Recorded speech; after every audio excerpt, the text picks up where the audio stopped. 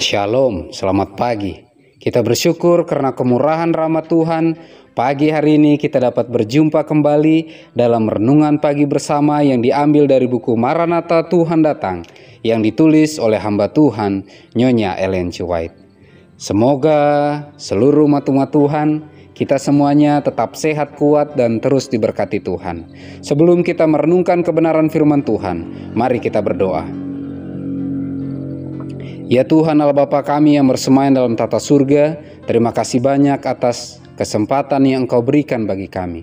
Kami siap untuk merenungkan kebenaran firman-Mu, berbicaralah ya Tuhan, dan kiranya Roh Kudus Tuhanlah yang terus menguatkan, memampukan kami untuk mengerti lebih dalam akan firman-Mu dan dapat menghidupkannya dalam kehidupan kami. Dalam nama Yesus kami berdoa, amin. Pekabaran firman Tuhan pada pagi hari ini berjudul Belajar tentang Bait Kudus. Ayat intinya diambil dari Daniel 8 ayat yang ke-14. Sampai lewat 2300 petang dan pagi, lalu tempat kudus itu akan dipulihkan dalam keadaan yang wajar. Keterangannya, kita harus menjadi pelajar nubuatan yang sungguh-sungguh.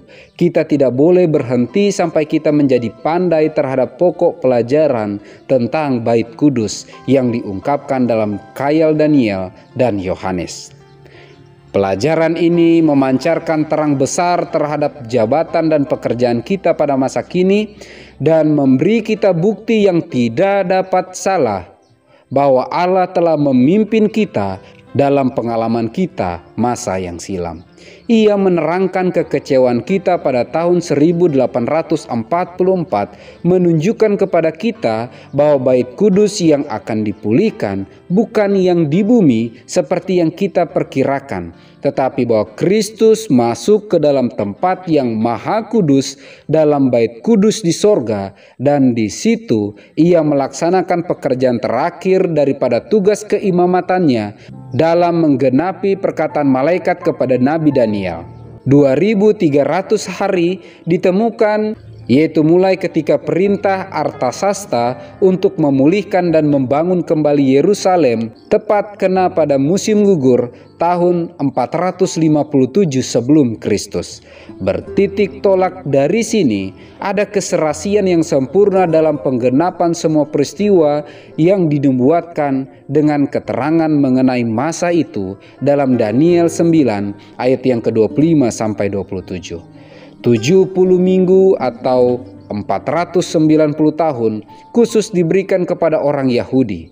Pada akhir ini, bangsa itu menandai penolakan mereka terhadap Kristus dengan menganiaya murid-muridnya, dan rasul-rasul beralih kepada bangsa kafir pada tahun 34 sesudah Kristus. 490 tahun permulaan itu pun berakhir, tinggal 1810 tahun lagi.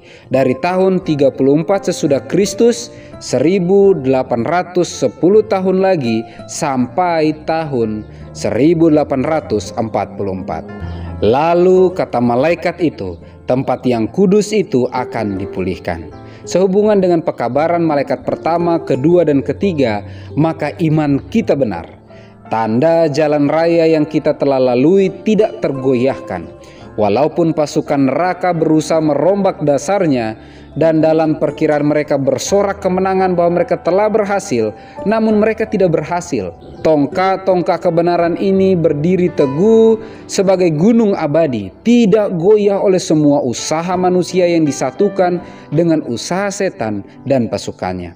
Kita dapat belajar sebanyak-banyaknya dan harus dengan tetap menyelidiki kitab suci untuk memeriksa apakah hal-hal ini memang demikian. Belajar tentang Bait Kudus.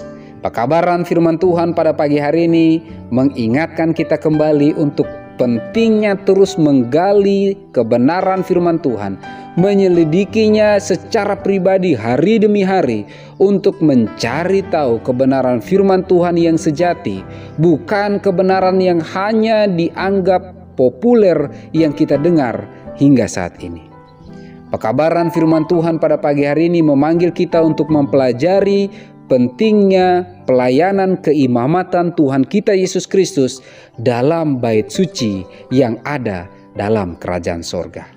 Nubuatan yang tertulis dalam Daniel 8 ayat yang ke-14 telah tergenapi pada tahun 1844. Tetapi para pendahulu kita, para reformator kita telah salah menafsirkan bahwa bumi inilah yang akan dibersihkan. Tetapi setelah mereka menyelidiki dan menyelidiki kembali kebenaran firman Tuhan, yang terjadi adalah Tuhan kita Yesus Kristus, Imam besar itu, bukan datang ke dunia ini, melainkan berpindah dari bilik yang suci ke bilik yang maha suci untuk melanjutkan pekerjaan keimamatannya dalam proses penyelamatan umat manusia. Untuk itu, kebenaran firman Tuhan pada pagi hari ini mengingatkan kita bahwa tidak segala sesuatu yang kita yakini benar itu adalah kebenaran.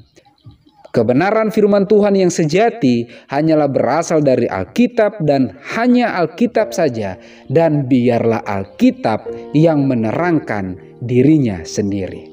Semoga dengan pertolongan Tuhan, pelajaran bait suci mengingatkan kita untuk terus datang berseru kepada imam besar kita itu sepanjang masih ada kesempatan. Sebelum pintu kasihan tertutup, mari kita datang lebih dekat kepada Tuhan, memohon tuntunan dan penjagaannya lah yang akan memampukan kita melewati perjuangan iman, bukan karena kita sanggup, tetapi karena Tuhanlah yang menyanggupkan kita. Mari kita berdoa. Ya Tuhan Allah Bapa kami yang bersemayam dalam tata surga, terima kasih banyak atas kebenaran firman Tuhan pada pagi hari ini, menegur, mengingatkan kami pentingnya kami untuk mempelajari kebenaran firman Tuhan secara lebih mendalam dan tidak mengikuti pemahaman yang kami anggap benar pada umumnya.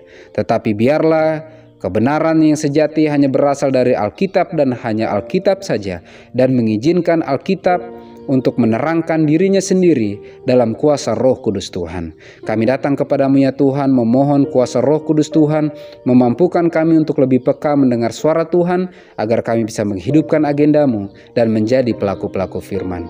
Diberkatilah kami dari sekarang hingga Maranatha, sehingga kami semua bisa siap menyambut kedatanganmu yang kedua kali.